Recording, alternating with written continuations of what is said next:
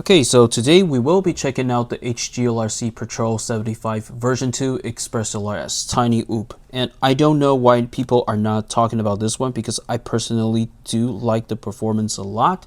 And since it looks so much like a Mobula 7, this is a happy model Mobula 7, this is the HGLRC Petrel. You can see that they have a lot of similarities in the design. And we're just going to make a quick comparison on the specs of the two and the design of the two, so hopefully by the end of this video you can make a better decision to see which one is the right one for you. Okay, let's just get going. Okay, so straight out of the box, by just reading the specs, I do think the Petrel 75 version 2 is a much beefier and enhanced version compared to the Mobula 7. Let's dive into the specs one by one so you will understand why I am giving this evaluation. First, let's look at the frame. Basically, they are both 75mm frames that can handle 40mm bi-blade propellers. So they are similar in the size, but by just looking at it, you can obviously see the frame of the Petrel is a little bit thicker, and it's like you can see that it's a little bit harder to bend compared to the Happy Model Mobula 7. So this one, I would say, is a little bit more durable because it is thicker. So the second thing is going to be the motors. They are all OA02 motors, but you can see that the Petrel has 21,000 kV motors, and the Mobula 7 was also OA02, but it only offers 20,000 kV motors. So by theory, if you're having 21,000 kV, it should give you, the additional 1,000 kV should give you a little bit more thrust if you ever needed it. Next, let's look into the cameras. So the Petrel 75 basically has a Runcam Nano 4 camera, and the Mobula 7 has the Nano 3 camera, which they are both produced by Runcam. But I would say the Nano 4 is one step above upgrade, obviously, because the Nano 3 and Nano 4 both have the same sensor, but the main difference is at the lens. The Nano 3 lens can basically give you a field of view of 140 degrees. Compared to the Nano 4, it's going to project the field of view of 155 degrees. And with the extra 50 degrees, you are now able to see a little bit extra more. Plus, the Nano 4 is advertised to give out more realistic color, which I do see it in the OSD. So if you wanted to see it, here's the video just for you to compare. Okay, so when you're looking at these two, I'm going to leave it to you to decide which one looks a little bit more colorful or clearer for you, but that's up to you to decide. Next, let's talk about the canopy. At first, I don't like the Petrel 75 canopy at all, as it seems a bit bulky and it's very big.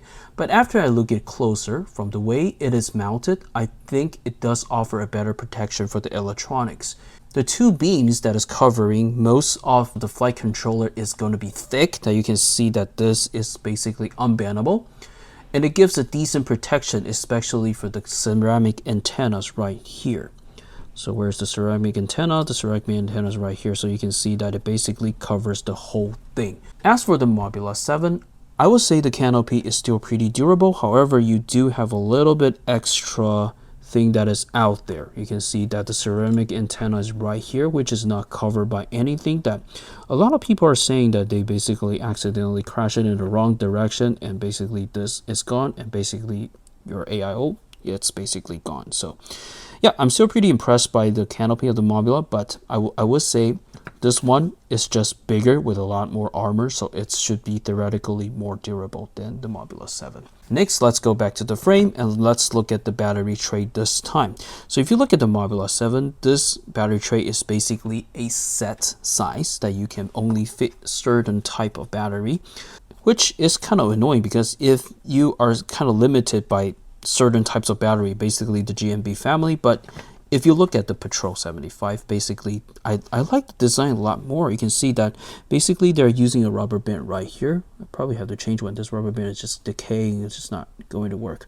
Okay, so you can see that basically there is no tray right here. You basically put your batteries in like that, and the rubber band basically holds it. So as long as your rubber band can expand, you can put whatever size of battery you want, which I do think the Petrel 75 has a better battery tray in this case. Number 6, and the most important to me, and the spec difference of these two, I will say, is the power cable. So basically the Petrel 75, this is going to be a A30, which basically it's basically same as BT 2.0. You can put the BT 2.0 battery or a A30 battery on the same plug, so it's the same exact thing that you can just plug it in like that. Yeah, so it's going to be the same. Basically, if you fly OOPS right now, you will want the BT 2.0 or the A30 because it does offer slightly better power translation, because I do think that it flies a lot better and more powerful with this connector type. Versus the Mobula 7 is still using the old, this is the this is the PH 2.0 battery connector, which is still okay. But yeah, after people actually flew the BT 2.0 batteries on their whoops, they mostly immediately wanted to switch over because they just feel that there's more power. So if you fly oops right now, I still think BT 2.0 might be a better choice. You can obviously always upgrade your Mobula 7 to the BT 2.0 or A30 plug, but also it's just an extra step that you have to do. So in this case, I do like this already, and I like how it designed. So basically you're not actually pulling the wires off, because you can see that it's kind of like bending in like that. So when you're pulling it, you're not pulling directly, you know, just pulling directly the joint that eventually that it falls off. So this is a pretty nice design. Okay, number 7, as for the AIO, basically the heart of the FPV drone, I would say they are both 5-in-1 AIO board with SPI based Express LRS receiver and built-in VTX at 400 megawatts. The only main difference as of specs is the Petrel board has a 10 amp ESC, the Petrel board has a 10 amp ESC, and the Mobula 7 board has a 12 amp ESC. I don't think that's going to be something major that will impact anything if you are running on 1S. So this one, I think it's a tie. Okay, so far, I would say the Petrel 75 is winning a lot, but besides the upgrades, there are also some downside that comes with it, which you can also consider before pulling the trigger of deciding which one you want. So the Petrel is slightly more expensive compared to the Mobula 7. The price difference is around 20 to 25 US, which means you're actually paying more for the upgrades.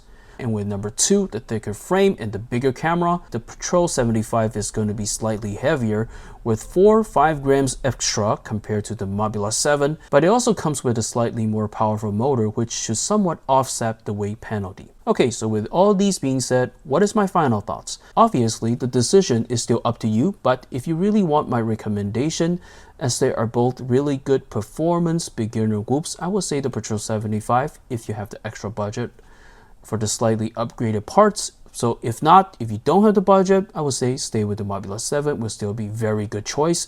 Alright, so these are just my humble opinion, and you are free to think otherwise, but I hope this video can better help you deciding which one you wanted to get. Alright, so enjoy some flight footage of the Petrel 75, and yeah, if you want to see the Mobula 7, go check out this video right here.